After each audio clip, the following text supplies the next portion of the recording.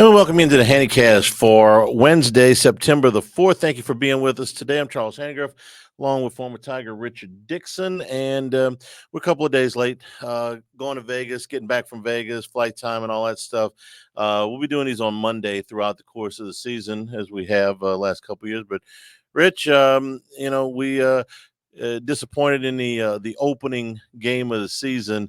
And this is the first time we're going to have some video. We're going to be able to show you a few of the things that we usually just talk about. So, tough start for the Tigers. It's a bad start, and I feel like I'm getting used to it with 5 years in a row. But there was some positive things in the game. It's just, of course, when you believe all the hype and you've seen the work they put in, and you get ready for the game. Everybody's been waiting for this for 2 months, and then it's a failure to start the season because we felt like this was one we could have had. A play here, a play there. I mean, this was really a 50-50 game. I'm not going to suggest that LSU should have won the game, but they could have won. They could have won the game, and USC made the plays when they had to have a play, and LSU didn't. So before we start watching, the one thing I thought for sure that I knew about this team was that they were going to be able to run the football behind that offensive line. Right off the bat, you could see that they were really not. But the offensive line was excellent in pass protection, and they were able to really, go down the field on that opening drive pretty much exclusively through the air. Yeah. And so I felt good about that, and I'm beginning to wonder if after this game maybe their identity is a little bit changed here without being able to run the football, but being able to push it down the field a little bit. Yeah, you can see throughout the first half, especially that they were going to give you the intermediate and ask you to run the ball. They weren't going to get beat over the top. They played two-man, cover two, and they played deep. You look at a lot of this, they're going to be sitting at 15 to 18 yards deep, and they're giving you the intermediate stuff. And then, like you, I thought that we were going to be able to take over the game in the run game. They challenged us, and they beat us there. LSU got a spark in the second half in the run game from John Emery, and we found out just a few hours ago that he tore his ACL in practice on Tuesday, and that's a devastating injury. Not only do I feel for the team, I feel for the young man personally because he's going through a lot to get back. Yeah. John Emery's been written off a couple of times, and I'm as guilty as anybody. I didn't think he would be back at times. And he came back, and he was their best runner. He showed good vision, Yeah. and you wondered, hey man, how much of an impact is he going to have going forward? And now his season is done. It's heartbreaking. I mean, when I was coming in here today to talk about John Emery and the way he looked, I mean, I thought he looked lighter. He looked like he picked up a step. He was moving good, and he really gave us a spark in the run game when we needed it. And then, that was one of the things I was most excited about coming out of this game. And then to hear that he tore his ACL again was just devastating. I thought Garrett Nussmeier save a couple of throws in this game was really good. They needed him to be, and I thought he delivered the football. I thought he showed a lot of poise, avoided, made very few bad throws, I thought, in this game. No, he played really clean. Everybody wants to talk about why we weren't going deep with it, trying to go over the top, but USC was playing defense to prevent that. They were going to make you throw it intermediate and run the ball. Garrett made a lot of good decisions. A play here or there that he could have made that could have helped out. But, I mean, for the most part, he played pretty clean. We're brought to you by Marucci Sports, a company founded and operated by current and former big leaguers. Marucci, dedicated to quality and committed to providing athletes at every level with the tools they need to be successful. Fielding and batting gloves for baseball and fast pitch softball, training bats and tees, baseballs, softballs, helmets, bat and glove care accessories, and of course the famous bats. The Wood Custom Pro Bats training and souvenir bats, BB Core, USSSA T-ball, and fast pitch softball bats. Partnered with dozens of college programs, including the LSU Tigers, and some exciting stuff coming up in their retail area. More information, go to MarucciSports.com. All right, let's watch this opening drive here for LSU, Rich, because it was an impressive drive. It didn't end the way that they wanted it to. But right out the bat in the return game, Xavier Thomas you almost go home right here with that shoestring tackle. The guy made a hell of a play. I don't know whose responsibility that was, or that's the guy you're letting go, but he almost took it to the house early. They were giving Kyron Lacey room to operate early, and Nussmeier was really accurate with everything that he hit on this opening drive. No, I mean, they were clicking early on. You see this, the first 2 passes come out. I think he had 7 or 8 catches in the first half. They were really getting the ball to him. You'll see later in the game, they started trying to take him away. Nussmeier would hit 3 different targets for at least 5 catches. Here you see Mason Taylor with one of his 7 catches in the game. This is right up your alley. This is to the tight end. You see right there where they pass off to get to the corner blitz. And I think, the big thing right here is those are tackles that, he's gone down early on. He's got the strength and he's starting to break tackles and extend the run. This is one of the few good runs of the night for LSU. Yeah, it just, when you look at that, even here, it just seems cluttered up the middle. 18 made a good move to the outside and was able to, I think that's the second longest run of the day. This is 3rd and goal. You thought that this pass was a little bit behind him. We're going to go back and watch this one again, that he could have led him a little bit more here. Yeah, if you get a good lead right there, he's going to keep his momentum going forward and get to the 1 or 2 right there. And also, I think that's Kyle Parker being a little bit nervous. He didn't need to jump and pause right there because he loses momentum. All right, here's the first, I say controversial, not controversial call of the game, but the first one that is going to be scrutinized. This is 4th and goal from the 3. They have soaked up 7 minutes and 10 seconds of game clock here. They've gone down the field. Rich, a year ago against Florida State, they took the opening drive and went down, and on 4th and goal from the 1 went for it, didn't make it. Here, 4th and goal from the 3. This is a harder play. It's a long 3 too. I mean, that's closer to the 4.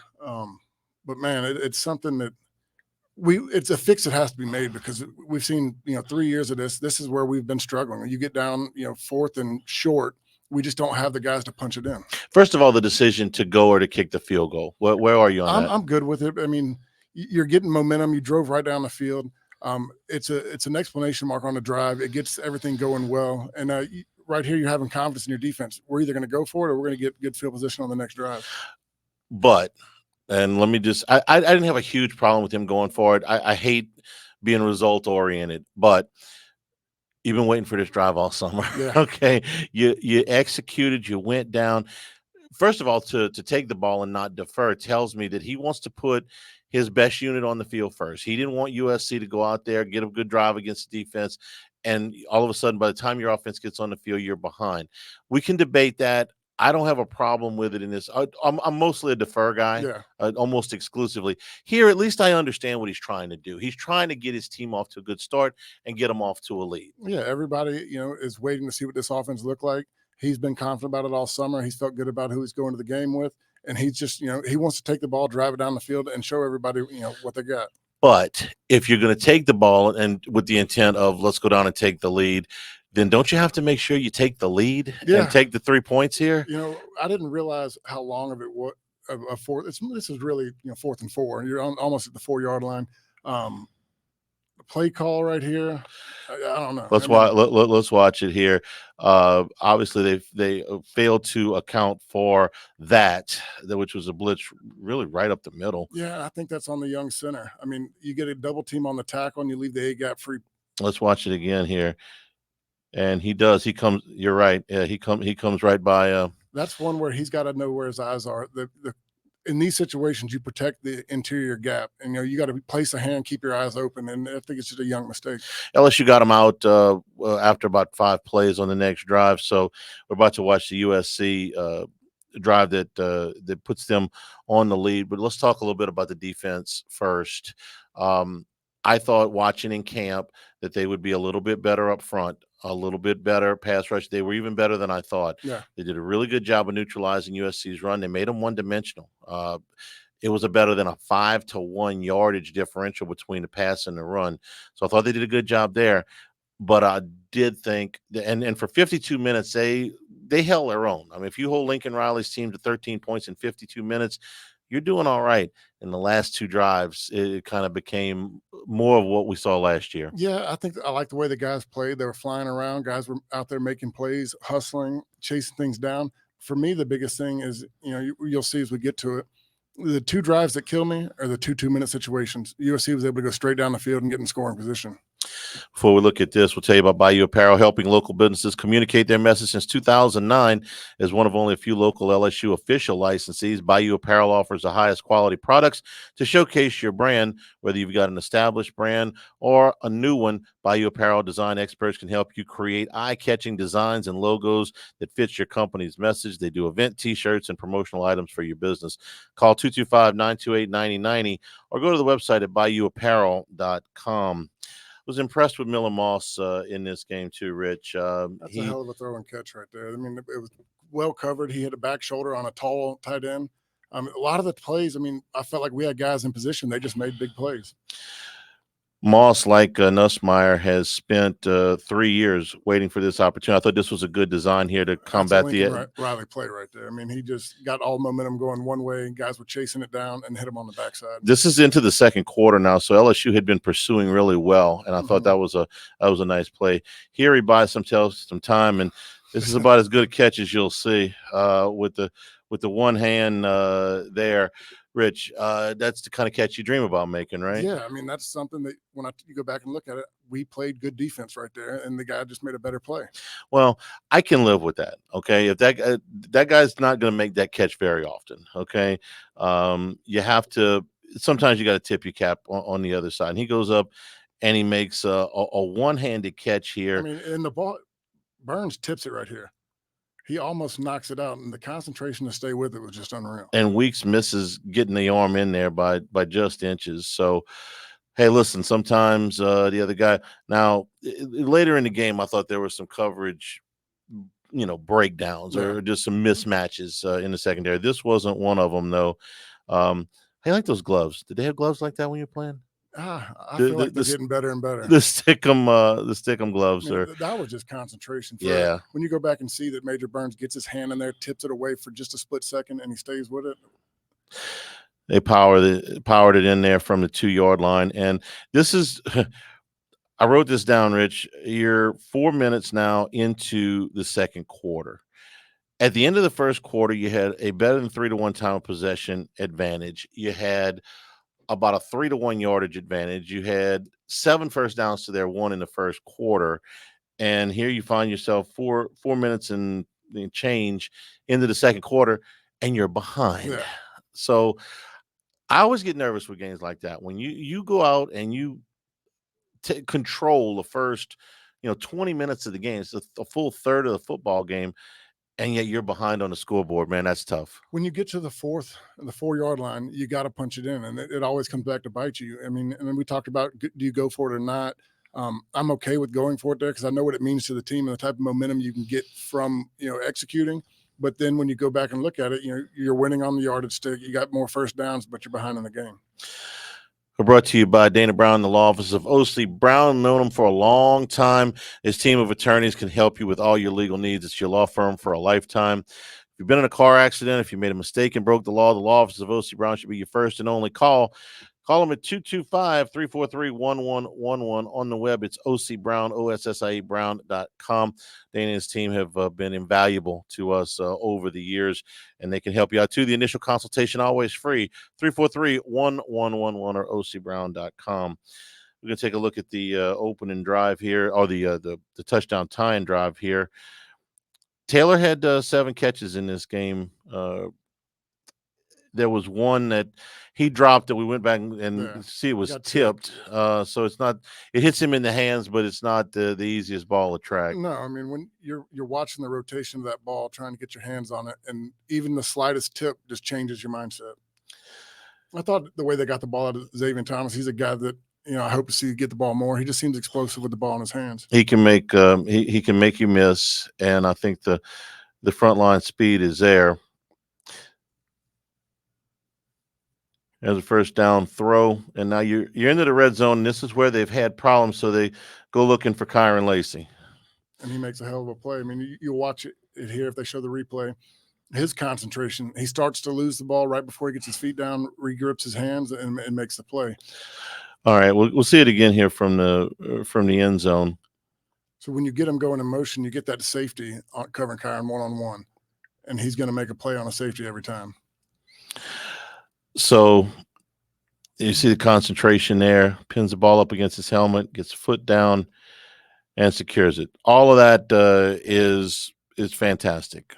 Love everything that happens here. Great job, guys. After the play, the celebration. You can't. Now you got to kick off from the 20-yard line. Yeah, I mean, that's a celebration I've never seen before. It's one that you know is going to get a flag. You just hope that he gets his emotions in check, and that one's hard to cover up for him. You can't blow the DB's head off with an imaginary gun. You're gonna see why this is so costly here on the next play. But Rich, a lot has come with it. Well, Brian Kelly's not disciplining these guys, and he's hugging Major Burns. We'll see that penalty a little bit later on, but these are upperclassmen. Yeah. So when you wore 18, you were a leader. What happens when one of your very best players goes out and does something like this, and it's costly right from the very next play? You have a talk with them instantly because look, emotions are hard to contain. I've said things I don't want to say on the football field. I've done things I don't want to do. But when you're playing in a game like this, it's hard to keep those in check. But he's an older guy; he's got to know better. And I'm sure that one of the older guys came over and said it to him. He's got to get that thing controlled. The older guys too, but the coach. Yeah. I mean, the coach is looking at it like, come on. You know better than that. You can't. But can you put him on the bench at that point and say, "This is one of your best guys"? I think Kyle. If you don't have Kyle Parker, Chris Hilton, the two guys behind him, you probably sit him for a minute. But right now, I mean, we're scratching for healthy receivers. Parker hurt himself in this game, and Hilton was out. Yeah, so we were down to our number 2 and 3 replacements right from the get go. It's a good point. All right. And here's why it hurts, because you got to kick off from the 20. Zachariah Branch was the best kick returner in the country last year. LSU's kickers and punters did a good job of keeping him in check, except for here. Yeah, and I hate to be ticky-tacky on that one. You could have easily gotten a block in the back on there. I think it might be Womack, maybe, number 15. You see him throw his hands up. It does affect the play. The guy gets just enough on his back to push him forward. And, I'm also looking for a excuse, but I mean, I've seen that called before. You could have got him, but again, if you're not kicking off from the 20, and give the young kicker a chance, attaboy, because he did a great job of drilling the balls into the end zone, except when he had to kick from the 20. And to make that open field tackle was pretty impressive. Yeah, for Morrell, it was a really good play. Here's Moss going deep, and he's got a receiver. This is one of the plays Gilbert just got beat. He was in bad position. He came up running forward and never was able to catch up with the guy. If you're able to single the LSU safeties in man coverage, you're going to have a problem. Gilbert got beat badly on this play. Have to set him up in position to kick we're getting down. We're halfway through a little bit better than halfway through the second quarter right now. They got backed up on the second and goal, and then they make a nice play here to get them back with a chance. It's a very similar screenplay that they ran earlier in the drive, or 2 drives ago, that they're using LSU's aggression against them. LSU was able to get the third down stop, and then here the field goal to put them ahead. All right, now you're just outside the 2 minutes, and LSU's got a drive here to try and tie the score. Great throw. That's Lacey again. I'm going to ask you in a minute why we didn't see more of this in the second half, but we're going to look at some of the coverage changes that they made here. Ramos, who's become a very, very steady kicker for LSU, makes that field goal with a minute to go, and it's 10-10. So this is what kills me. You got 40 seconds left with 70 yards to go, and we just cannot get them a stop. We got very fortunate they missed a field goal on this. Yeah, they did get down, and I thought the clock management here by Lincoln Riley, there's 23 seconds to go. You're still on your side of the field. You got 2 timeouts to go here. And that's what's frustrating, because if you got them on your side of the field, 23 seconds and 2 timeouts. You're feeling pretty good about it. Yeah. And even with Lincoln Riley being very, very passive here, I thought you're still on the 36-yard line. This is no gimme field goal with 18 seconds. 16 seconds. I mean, what happens on this play, Rich? Because you want to talk about a bust. You get a bad fit by Witt right there. He gets on the inside that opens up the gap, but we just didn't have any other backers flowing. It seems like everybody attacked early, took the wrong gap, and got sealed off. They had to go kick the field goal on 3rd down because they'd run out of time, which tells you the clock management. So not something you see very often from Lincoln Riley with clock management. Especially with the timeouts he had left. before we get to the second half, I want to tell you about Town Square Pizza downtown next to Jolie Pearl. Town Square Pizza, square pizza, but delicious, and made in right in front of you. You get in and get out. If you're working downtown, maybe it's a little bit harder for you to take a longer lunch. You got to get back in a hurry. They'll be able to get you in and get you out. Huge portions. We eat down there all the time. I'm almost always bringing something back. So check them out in downtown Baton Rouge, Town Square Pizza. Okay, LSU's defense held up here, well into the third quarter. I thought they did a nice job here. This is a third down play. I'm sorry. That was after the third down play. The first drive of the second half, they got a 3-and-out, and that was their first 3-and-out of the game. This is a third down and 10, where they hit the crosser there for another big play. I'm gonna go back and look at this again, because this is a tough deal for whoever's trying to cover for that long. They did not get good pressure on that play. Well, I think Stamps could have trailed inside. He didn't have anybody on the outside with a safety over the top.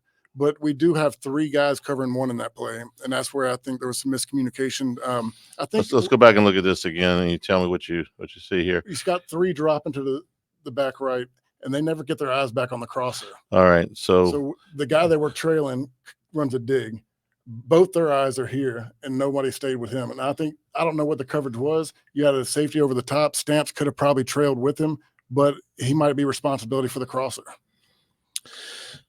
But there was it's a third down and 10 too, which drives you even more crazy, because that's a missed assignment. Somebody had a missed assignment on that play. When you watch it right here, look, that was a good shot. But they have three guys trailing with the guy coming across and nobody picking up the crosser on the other side. This is down into the middle part of the third quarter. There's another third down and 8 that they go down there and get the PI. That's good coverage by a freshman. He's got to get his head around, because if you look at him, the receiver kind of pulled him into him. He had his hands up. He wasn't holding. The receiver starts trailing on an inside ball, and he kind of tried to use his momentum. I'm gonna let the freshman pass on that one.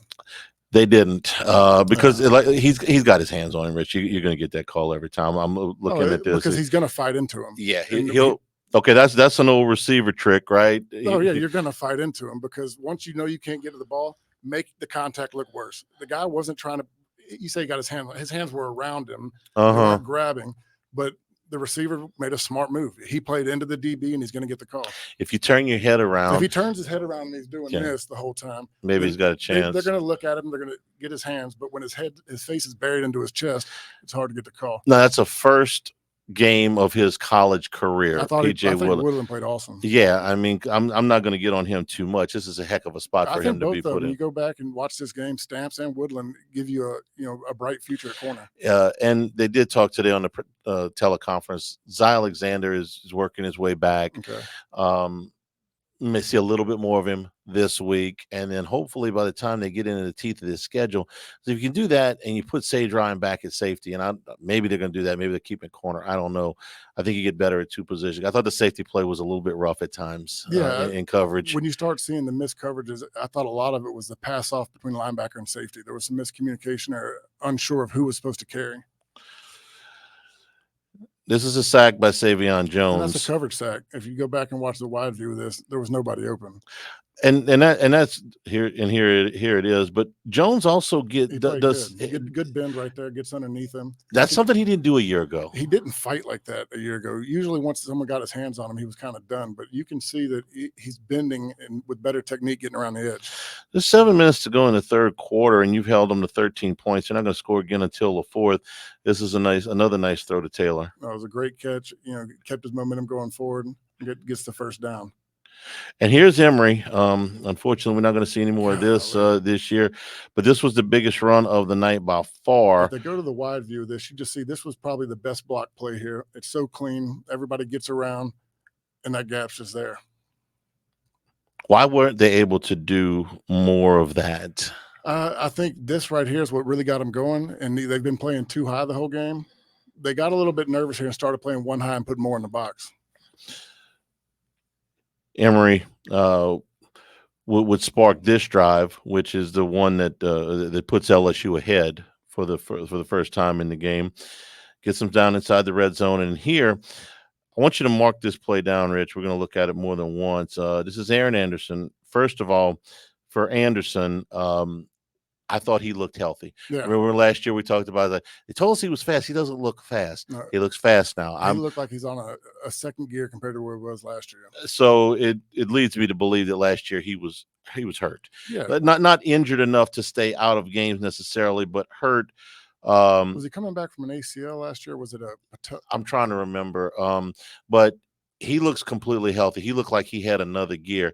And the reason I want you to look at this play is I think they run something somewhat similar when they got second down near the end of the game inside a 2-minute warning, and Nussmeier just makes a bad throw. Yeah. So let's watch this again from the wide angle. It's a perfect pick play. He's going to get on the inside of the DB. He's got man coverage, and you're going to run to get him in the way of the safety. That's how it's supposed to look. You're an offensive guy. You're supposed to call it a rub. Defensive guys call it a pick. Oh, I watch too much TV now. Anderson had 5 catches on the night, and he looked like the guy we expected that they were getting last year. USC gets extremely fortunate on this play, The trying ball to get did cute. not bounce our way. I mean, look, USC played the better game, but there's so many opportunities like this where Blake Baker couldn't get the turnover. I mean, the ball bounced the wrong way. The ball's on the ground, and see, there's one. If they go back, I felt like Greg Penn had his eyes in the backfield a little too long. I'm not sure if he thought he had safety help, but with the crosser coming across, both of them go to 6, and it leaves a tight end open. So you think that's on Penn? Yeah, I think he just got his eyes caught in the backfield. Watch it again from this. Right there, he realizes right there he's beat. Well, did he think he had responsibility on the back? And that's where I'm not sure because number 2 is playing a little deep.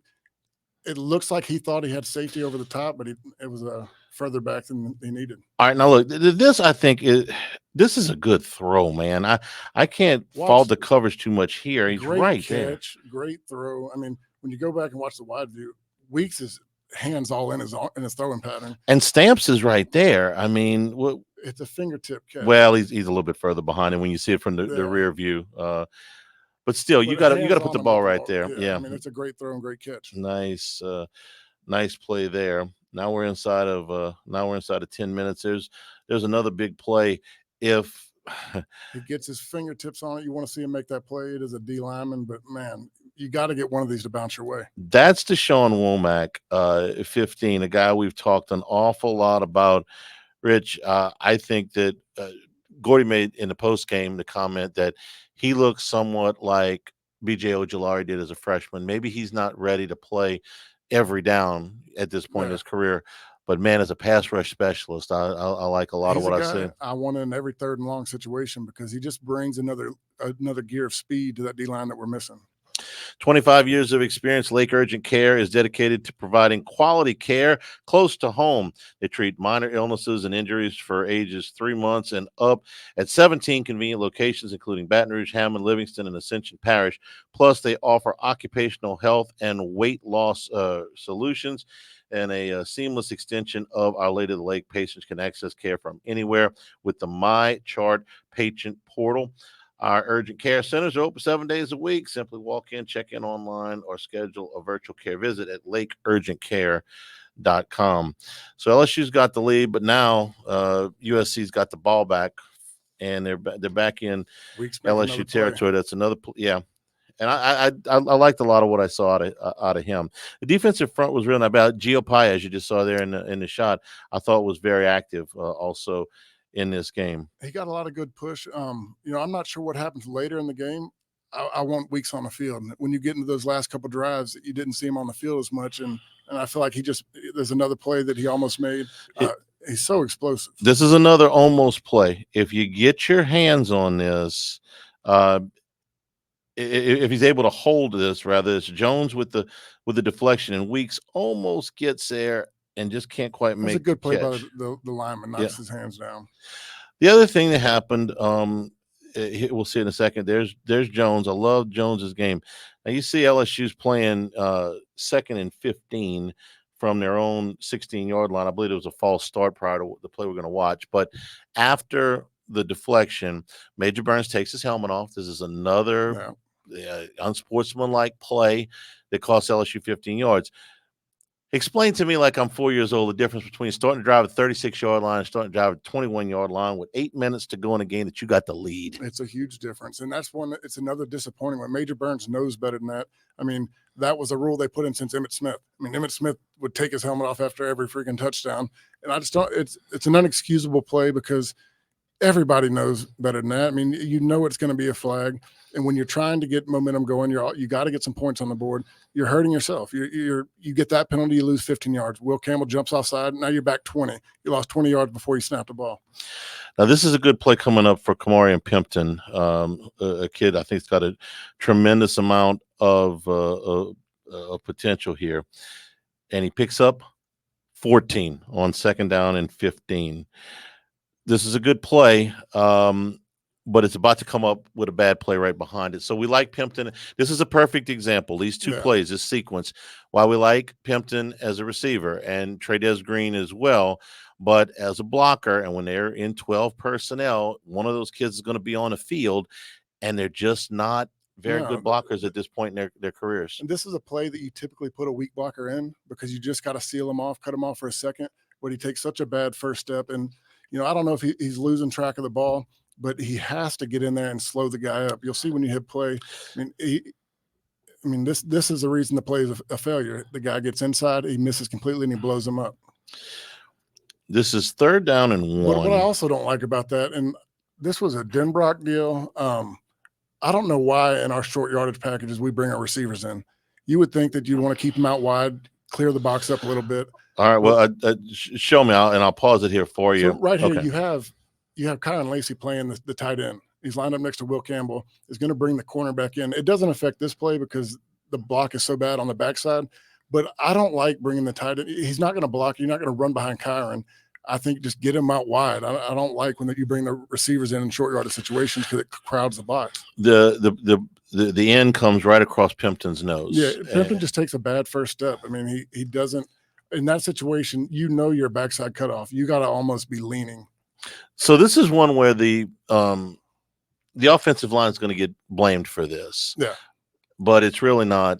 This particular play is not on the offensive line. They didn't have a great blocking. They didn't get a lot of movement up front. It's kind of a stalemate. But even with a stalemate, you're thinking you can get a yard just by getting forward momentum, and it gets shut down when Pimpton doesn't cut off the backside. And we'll watch it again, and he comes just right across his nose. It's going to be a really close play. If he gets Cecile there. Rewind it back one time. I just want to see. It's like he didn't get his first step in. He didn't get a good step in. He just had poor technique right there. It's one of the things, it's inexperience or whatever. But the more you're in that 12 personnel, I think it's the tougher it is for you to run the football. Yeah, but you go back. One of our best run was in 12 personnel, but they played differently. Pimpton was getting out on the backside. You had a run pass option almost to pull the linebackers. When you bring them in here and you're running up the middle, it's not going to help because they're not our best blockers. I think you've got to have a pass action off of it. This last 8 minutes was rough on the LSU defense. USC made a number of big plays. This one is an offside, so they're going to get it anyway, and they're able to get the ball over. I didn't think that the coverage was terrible. It wasn't terrible. I mean, it's another play where he's in position. He mistimes his jump, and the ball goes over him. So you're down 20-17. You get the ball. You're going to be able to go down on this last drive. What were you thinking watching the game? You didn't get to go, but what are you thinking watching the game at that point? How you feel? At this point, I'm getting a little bit nervous because we've been stalemated on the last offensive drive. I think there's 6 minutes left at this point, 7 minutes. You want to eat some time off the clock. Your offense has to make a play. It's a nice arm extension there, buddy. Yeah, there's a little push off. Tricks of the trade, right? Yeah, you got to know how to do it. And like I said, I thought Stamps played pretty well. Here's where I get disappointed in the offense. You got to give the defense a break. They've had a couple stops, and I just felt like they got worn down. USC leading by 3 at this stage of the game. Nussmeier buys himself a little bit of time, and had he let Anderson a little bit better. That's another one. I don't get the jump. You jump, you lose your momentum. Anderson runs a good route. I think a little bit more reps between the two, he bends it a little bit more, and there's nobody there to stop him. Also, if Lacey can, I want to get on Lacey for this one, but because I thought he's trying to make a hustle play. If Anderson waits on him a little bit, if he times it up a little bit better and lets him get out in front, he might seal it off. It's an almost play. I mean, it's a big play for I think LSU. It's a great play by Garrett Nussmeier. He's going left all the way, comes back to his third read, hits him on the deep dig. Right here, you just want to make a play. 4 minutes to go. You're down 3. Here we see it from the backside. What's he reading? He's looking at the out route, then he's looking at the corner. He had a little smash combination, and then he got the dig as the third option across the back. I think they get a little bit more time together. Anderson realizes how open he is. He can bend it a little bit more. It's a nice physical play by Thomas. They went back and looked at this when he did secure it and gave LSU a first down. I remember watching. He gets his elbow down first. And the ball doesn't move. So LSU is going to play first down here. Here we'll get another look at it. Great concentration, strong hands. It's a good play. I'm a Xavier Thomas fan. I like his game. From the return game to when he got the ball in his hands, I mean, he's an explosive guy. All right, so now we're about to come to the play. Well, actually, they went right through it, which was the bad pass by Nussmeier. It's a very similar action to the one that they called earlier in the game for the touchdown. You get to go back and watch it. It's Anderson. It's another rub play where Anderson's getting out in the flat. I think Anderson threw Nussmeier off because if you go back and watch it, Anderson gets his eyes around and then he kind of quits on it, starts looking towards the sideline. And I think that's kind of threw off the rhythm with Garrett because then he brings his eyes back around and he short arms it. If he makes that throw, do you think Anderson I thought he would have got inside the 5-yard line with the first down. I don't know that he would have scored. I don't know if he scores because the safety was there, but he gets inside the 5. We're brought to you by Dependable Storage with 8 locations across Louisiana and 1 in Gulfport, Mississippi. They'll match any competitor's pricing, offering convenient online rentals and payments, free use of the moving truck for new rental move-ins, and clean, secure, and conveniently located facilities. Check out the website at dependablestorage.com. Dependable Storage wants your stuff. So after you miss on the second down, you come back and now you're playing third down and 8 from the 14-yard line. You're also inside of couple minutes now. That's just a bad decision by Garrett. Garrett was locked in. He was going 2 all the way. If you turn around and watch, or they replay this, I think if he comes off 2, looks backside of Aaron Anderson sitting right there, that'll probably get the first down. One of the big questions was why they didn't go to Lacey more in the second half. What did you see with they started playing, doubling him. I mean, they had a guy over the top, wouldn't let him get beat deep, and then you had a guy trailing. I mean, they made it a point to take away Lacey in the second half. The other thing that was disappointing about this with the second down play, USC's got 1 timeout. If Anderson makes the catch, if the throw is there and Anderson makes the catch, USC's in a hell of a clock position at that point. You see they got 1 timeout left. They got to figure out where they're going to use it. And even if LSU goes 3 and out at that point, as long as they stay in bounds and don't throw an incompletion, you're looking at 2 times where the clock is running. You're going to get this thing down somewhere around 40 seconds. It's like the first half. 30 to 40 seconds. Yeah, but I was counting on the defense making a stop this time. This last drive, USC made it look way too easy. I'm going to put it on Blake Baker. We played way too conservative right here. Everybody's dropping. You're giving them the middle of the field. All they need is a field goal. You're not trying to stop the touchdown at this point. This would be a way different if it was 27 to 20 or 24 to 20. You're going to play deep. You're going to take away the deep shot, but we just let them drive down the field. You got 1 timeout, 1:40 to go, and you look at them. They're just going to dink and dunk, knowing that all they need to get to is in field goal range. Yeah, it's an easy throw. And we gave it to them. Everybody's playing so soft, so deep. I don't like the defensive play calls right here, and this is where guys miss plays early on. This is one where I didn't like the situation the coordinators put him in. Now 26 seconds to go. Here's another coming up on the next play. Another just killer. Now remember the field goal. The kickers missed a 29-yarder early. 18 seconds to go. They're still at the 47-yard line. and here's a play that gets down inside the 30, and you're going to get the targeting call. That's your whole shot too. I mean, that's a tough play to defend and cover too. Right there at about the 17 yards, you got to have the corner get backward in between the safety. That was a well executed throw and catch, and it was the right call on the targeting. It would have set them up for would have been a really a short field goal. This is where I say we need to make a play. There's too often in this game. We're in decent coverage, but we just never make the play that can seal it off. Here you see it one more time from the backside. That's helmet to helmet. See, if I'm a safety right there, I'm going low on him. I'm aiming for the football. You got to play to knock the ball away. Yeah, because a turnover at that point is really the only chance you have to turn them back. Yeah. Now, they could have missed a field goal, I guess, but, LSU doesn't even make them kick it here because this is a play right out the middle. I guess you're gambling a little bit there. This is the only play I got mad with Perk on. I mean, look, it's not his fault. He played a good game. He's our leading tackler. But when you're down 8 seconds left, you got to sell out and try to do something. I mean, right there, the ball he gets even, and he just kind of quits on it. That's the only play that was disappointing for me with him.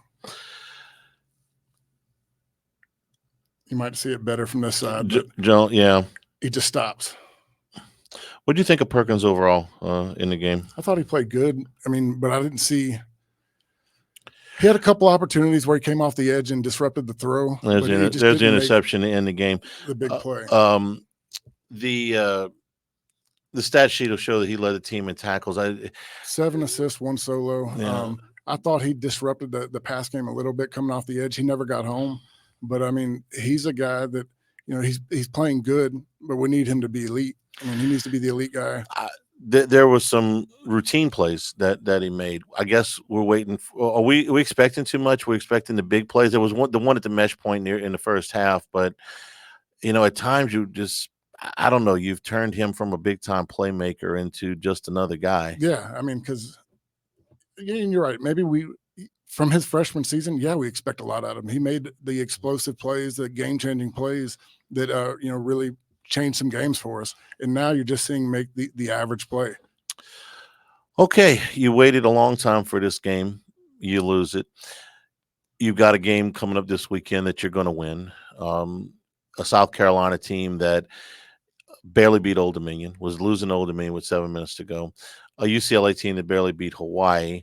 A South Alabama team that is not going to really scare you. I don't want to jump too far ahead, but last year you said something that stuck with me. I was thinking about it after the game. After they lost to Florida State, you're like, man, it's like a month and a half before you can impress me again. I'm not going to feel good till Ole Miss. After watching some of the things in the secondary, I'm not sure you're going to feel good after Ole Miss either. But I think it's really close, and nobody wants to hear that. You got a freshman and a true sophomore playing on the corners. I thought they played good. They got beat on a few plays by some guys who were elite. But everything I'm seeing, and it's what I said at the end of last season, they're coming. But you can be there, and it's okay. Those guys got to start making plays. We need some playmakers, and I think that's where we're missing right now, both on offense and defense. It's just guys that can make a game-changing play. This would feel obviously so much differently had just one of the. I mean, how many plays did we talk about here going the other way, and LSU had won this game 24-20 or whatever. It wouldn't erase the problems that they've got. So I always ask this after the what problems are fixable and what problems aren't. So let's start on the offensive side. That offensive line didn't run block very well the other night. No. And now you've lost John Emery as well. Is the run game fixable? Because they're going to see better fronts than this later on. Oh, they're going to see a lot better fronts. And I've always told everybody I've talked to you about it. Run blocking is a mindset. I mean, and I feel like I don't know, and I don't want to make excuses, but we've been such a pass heavy team that guys have just leaned on the pass. We haven't expected the run out of them. But when you have Will Campbell, who I'm a huge fan of, come out and say, we're going to run the ball. I don't care. We'll tell everybody we're going to run the ball. And that's what we're going to do. You got to show it on the film because, did he have some good blocks? Yeah. But there's a lot of times when, Hester will tell you when it was 3rd and 1, 2nd and 1, 4th and 1, we could tell you to play. We didn't care. We were going to get that 1 yard. We weren't going to get stopped. and you got to have that mindset. The fronts, the bare fronts that they showed them in the first half, did this lead to? I don't know if they did the check with me up there. Did they have to take advantage of what they were giving them in the secondary and not really try as much to run the football? A lot of those fronts were bluffs. If you go back and watch them, they're pulling out, bailing out at the last second. I think that, what hurts us right now is the RPO is they're not expecting Garrett to run the ball. And like, if you're going to run it, he's got to pull it a couple times just to make those guys stay clean, because there was times where he should have pulled it and he could have gotten 5-7 yards, gotten a first down. I don't know if it was predetermined that you're not pulling the ball, but if you're going to run an RPO, you got to show the threat of the quarterback running it. I agree. And I'll go one other. When they went empty, USC would clear out the middle of the field. I mean, even the interior defensive linemen were out outside. It seemed like outside the 5 techniques. You could tuck it and run, and you'll be 10 yards down the field before anybody gets there. He's never going to be confused with Jaden Daniels, but he's not a statue either. He's not a bad athlete. I think I'm not saying Joe Burrow, but he's got the mobility of Joe Burrow. I've seen him get out and run. He's not a slow guy. He's a guy that can go. Matt Flynn was a 4.7 guy. He could get out there and go get that play for 5 to 7 yards. If Nussmeier, if you could take 2019 Joe Burrow and 2024 Garrett Nussmeier and line them up in the 40, how much difference is there? It's pretty close. Yeah, and that's what I think too. That's what makes me believe, because I think it was predetermined. Don't pull the ball, because Burrow would hit me. I'm going through there almost to a fault where you're like, please stop getting hit. Same with Jaden Daniels. You're like, get down, stop doing it. And I don't know if that's, they were going to say, hey, we don't want to risk getting you hurt this early because you got another freshman and a sophomore. It's pretty sparse, but there's no experience behind him. Very little. When Joe Burrow did it most, his first year with O, they weren't really that worried about it. But it seems to me, we had those RPO plays in, and they didn't respect it at all. The DN came crash and left it wide open, and they just knew that he wasn't going to pull the ball. I don't want to be, a sunshine pumper to the point where, it's just Pollyanna. But in 2022, they lost a heartbreak game to Florida State in the Superdome. An extra point gets them to overtime, made all kind of mistakes. Probably should have won the game, but didn't. They took that disappointment and turned it around. In fact, a few weeks later, they got blown out of Tiger Stadium by Tennessee, and they were able to regroup all that and put together a team that got to the SEC championship game. So mindset now, the leadership on that team, I thought, really aided them. They had a lot of upperclassmen. Transfer portal was good to them that year. So now you got to it'll be tough to focus this week, I think, because you can't go out and win the USC game against Nicholls State this week. That's over. You got to put it behind you, but you got to refocus and get going. They did it 2 years ago. Can they do it again? I think they can. That's one thing that Brian Kelly has done. You've seen them rebound from those losses. Now, do we want to get to the situation where we're not having to rebound? But you do have some older guys out there that start with Will Cameron and Emory Jones. Those got to be your leaders. The guys that are in their third year of starting football, they got to go out there with the mindset and say, hey, I took every game. I didn't care if it was Nicholls, USC. I was just as nervous before every single game, and they got to get that mindset going. You said you want to get to the point where you don't have to rebound. You want to win. You want to win because you want to be the better team out the gate. And I felt we were an equal team. I'm not going to say that we were necessarily better than USC. It was a coin flip game. Yeah, they made some great plays. The biggest difference in this game is USC made the big plays, and we just didn't. If they played USC 10 consecutive weeks in Las Vegas, probably each team would win 5. I'd be dead because I can't stay 10 weeks in Vegas. 6 days was plenty. But the reason I was asking, you get to the point where you don't want to rebound. I thought you might be talking about scheduling, which has been a popular topic. Yeah, I don't like it. But I also know that you find out a lot about your team that you're not going to find out playing Nicholls State. It's great when you win that close game because you want to be challenged. You don't want to come out here and like all the other games I watched 72-3, 70. You feel good about it, but like I said, we know where the problems are with this team now, and I think you play those early on games where they aren't competitive. You're still guessing. Well, I want to be careful here because I've been a big proponent of week 0 and still am.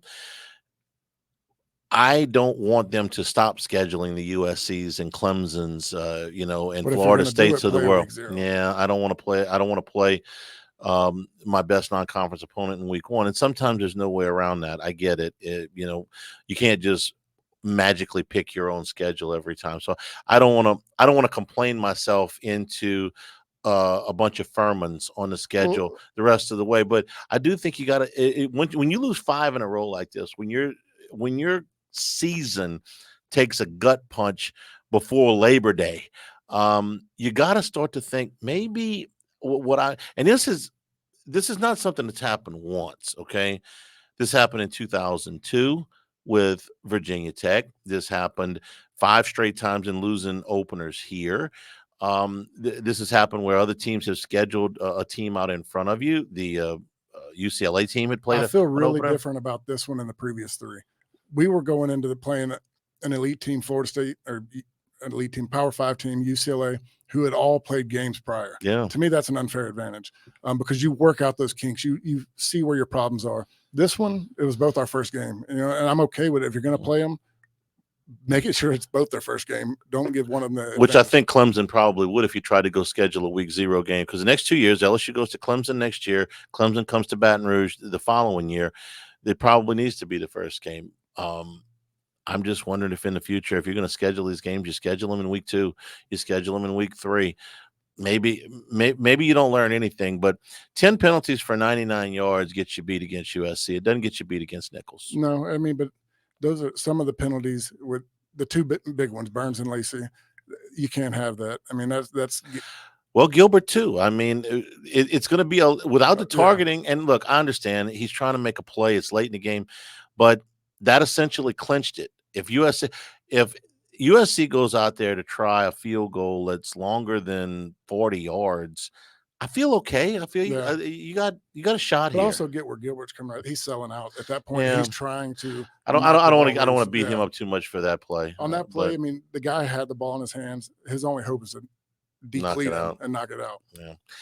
Yeah. Be a long week, I would say, for those guys mentally. Yeah, more so. Let's than just. anything. I mean, it's a drag when you. This has been the focus since they started summer workouts. I mean, it's what everybody's been gearing up for. It's all the hype that all the fans were waiting on, and then to go out there and just come up short. It's a gut punch. We're brought to you by Marucci Sports, Bayou Apparel, Dana Brown and Law Office of O.C. Brown, Town Square Pizza, Our Lady of the Lake Urgent Care, and by Dependable Storage. For Wednesday, and by the way, starting next week, we'll be back on Mondays for the rest of the year. So for Richard Dickson, I'm Charles Hanagriff, and for Wednesday, September the 4th, this has been the Handycast. Okay.